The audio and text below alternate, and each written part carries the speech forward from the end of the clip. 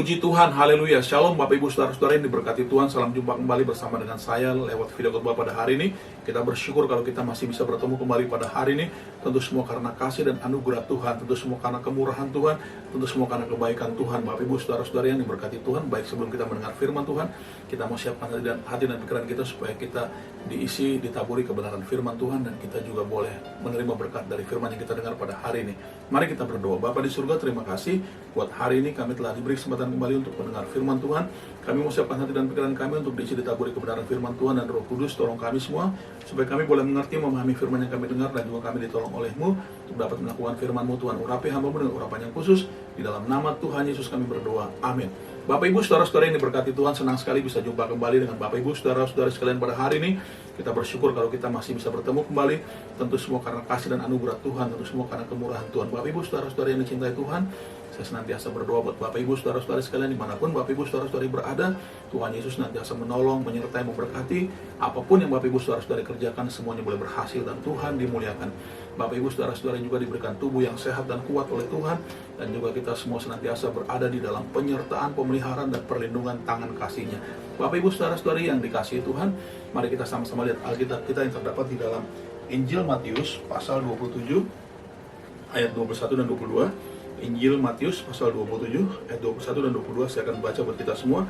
Wali negeri menjawab dan berkata kepada mereka, "Siapa di antara kedua orang itu yang kamu kehendaki kubebaskan bagimu?" Kata mereka, "Barabas." Kata Pilatus kepada mereka, "Jika begitu, apakah yang harus kuperbuat dengan Yesus yang disebut Kristus?" Mereka semua berseru, "Ia harus disalibkan." Bapak Ibu Saudara-saudari yang dicintai Tuhan, di sini kita melihat peristiwa sebelum penyaliban Tuhan Yesus. Tuhan Yesus dibawa di hadapan wali negeri pada waktu itu yang bernama Pilatus. Dan pada saat itu Pilatus bertanya kepada orang banyak, rakyat banyak yang pada waktu itu hadir di dalam persidangan tersebut. Wali negeri bertanya, "Siapakah yang harus kubebaskan bagimu? Yesus yang disebut Kristus ataukah Barabas?" Nah, pada waktu itu rakyat berseru, "Barabas yang harus dibebaskan." Dan kemudian Pilatus bertanya, "Lalu apa yang harus kuperbuat dengan Yesus Kristus ini?" Lalu mereka menjawab, "Ia harus disalibkan. Ia harus disalibkan." Bapak Ibu Saudara-saudari yang diberkati Tuhan, singkat cerita pada waktu itu Pilatus memutuskan untuk membebaskan Barabas atas tuntutan orang banyak, atas keinginan orang banyak pada waktu itu yang hadir di persidangan tersebut.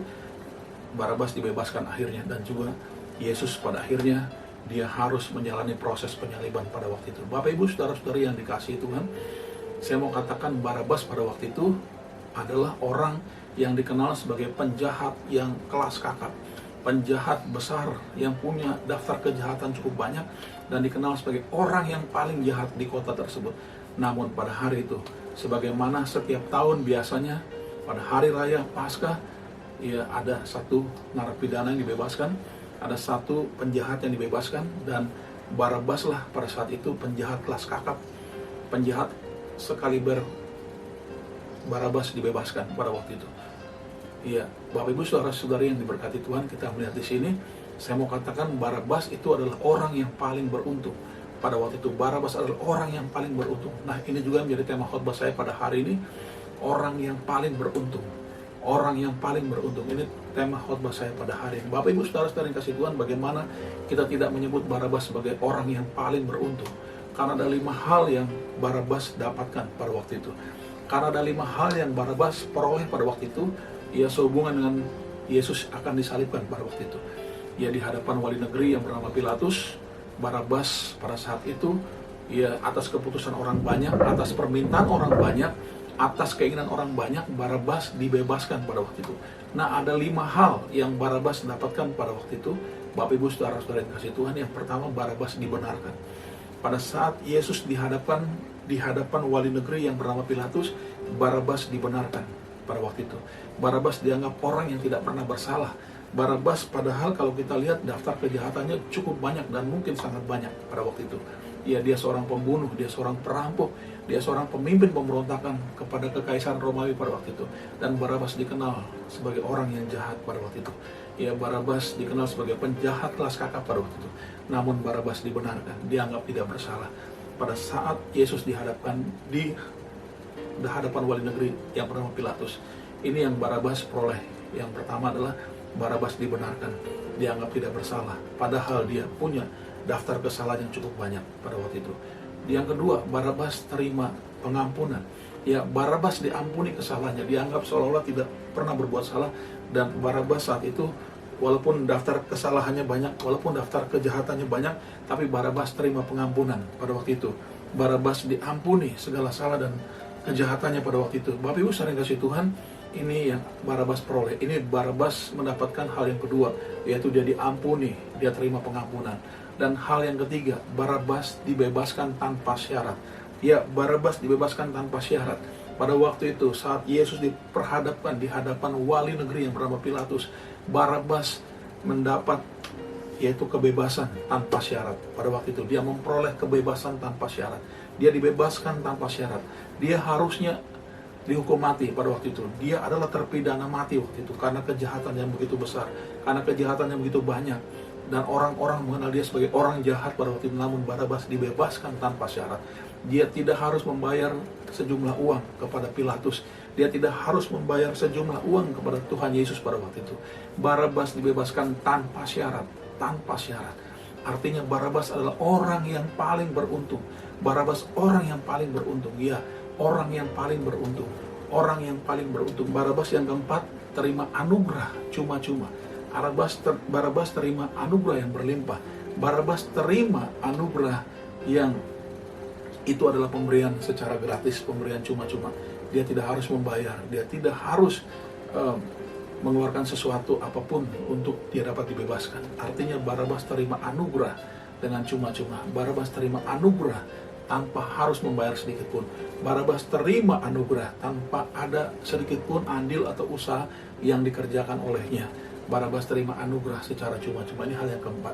Dan hal yang kelima yang luar biasa, Barabas ditebus oleh Tuhan Yesus pada waktu itu. Ia maksudnya terjadi pergantian nyawa atau pertukaran nyawa. Harusnya nyawa Barabas yang melayang di atas tiang kayu salib, tapi akhirnya nyawa Tuhan Yesus yang melayang mengganti Barabas di atas kayu salib.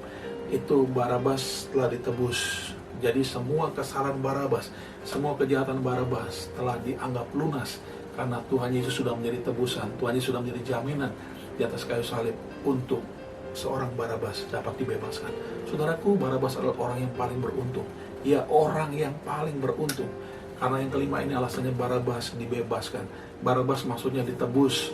Ya, nyawa ganti nyawa. Telah terjadi pertukaran nyawa di atas kayu salib. Harusnya nyawa Barabas yang melayang di atas kayu salib, tapi ini nyawa Tuhan Yesus yang melayang di atas kayu salib.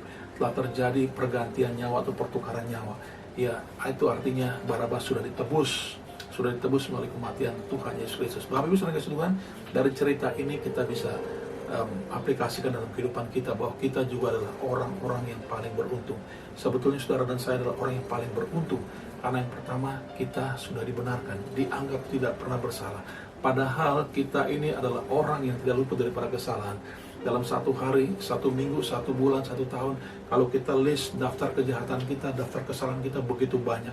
Dan cukup banyak, walaupun mungkin tidak sebanyak Barabas, tapi kita adalah orang-orang yang pernah buat salah. Nah, oleh sebab itu, kita terima pembenaran dari Tuhan. Kita dibenarkan melalui kematian Yesus Kristus di atas kayu salib. Ya, kita dibenarkan. Dan juga yang kedua, kita juga diampuni. Sebagai orang berdosa, dosa-dosa kita sudah diampuni. Sebab di dalam hukum Taurat mengatakan tidak ada suatu hal apapun yang disucikan tanpa darah, dan tidak ada pengampunan tanpa penumpahan darah. Darah Yesus Kristus sudah tercurah di kayu salib buat kita, dan kita telah diampuni dosa dan salah dan pelanggaran kita melalui kematiannya di atas kayu salib. Dan juga hal yang ketiga, kita adalah orang yang paling beruntung. Ya, orang yang paling beruntung karena alasan yang ketiga ini, bahwa kita telah dibebaskan. Harusnya kita dihukum mati di atas kayu salib. Ya, setiap pelanggar hukum Taurat yang tidak setia pada hukum Taurat harus dihukum mati. Itu seperti itu aturannya. Namun Yesus sudah mati menggantikan kita di kayu salib. Kita dibebaskan dari hukuman. Kita dibebaskan dari hukuman. Harusnya kita yang terhukum. Harusnya kita adalah yang terpidana mati. Tapi Tuhan Yesuslah menjadi terpidana mati demi kita, demi saudara dan saya. Dan yang keempat, kita adalah orang yang paling beruntung karena kita telah terima anugerah keselamatan dari Tuhan secara berlimpah-limpah. Tidak membayar sedikit pun kepada Tuhan, tidak punya andil usaha sedikit pun atau upaya sedikit pun untuk terima anugerah keselamatan. Itu hanya pemberian cuma-cuma dari Tuhan, hanya pemberian gratis dari Tuhan. Dan juga kita adalah orang yang paling beruntung karena hal yang kelima ini, bahwa nyawa kita telah ditebus, hidup kita telah ditebus oleh darah Yesus melalui kematian di kayu salib. Dia sudah ganti nyawa kita. Harusnya nyawa kita yang melayang di kayu salib karena kejahatan, pelanggaran dan dosa kita. Tapi Tuhan Yesus sudah mati ganti kita di kayu salib. Telah terjadi pertukaran nyawa.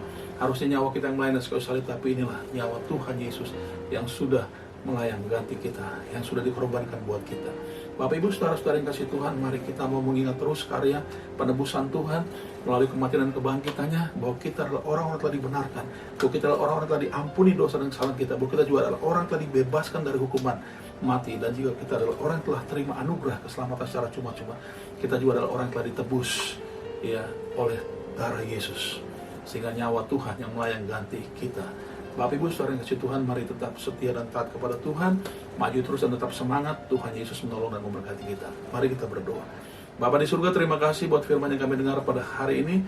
Biarlah firman Tuhan boleh mengingatkan kami akan penebusan Tuhan yang luar biasa sebagai karya yang ajaib, bahwa kami adalah orang-orang yang paling beruntung. Ya, kami semua yang telah ditebus oleh darah Yesus, yang telah percaya kepada Tuhan Yesus, yang telah menerima Engkau sebagai Tuhan dan Juru Selamat.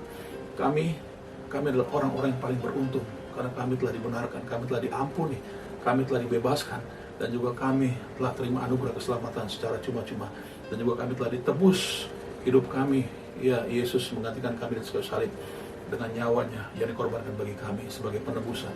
Terima kasih Tuhan Yesus, tolong kami semua untuk tetap setia taat kepadamu, dan kami tetap maju dalam Tuhan, dan tetap semangat dalam Tuhan. Berkati dan tolong kami semua, dalam nama Tuhan Yesus kami berdoa, amin. Shalom, puji Tuhan, haleluya. Tuhan berkati kita semua, amin.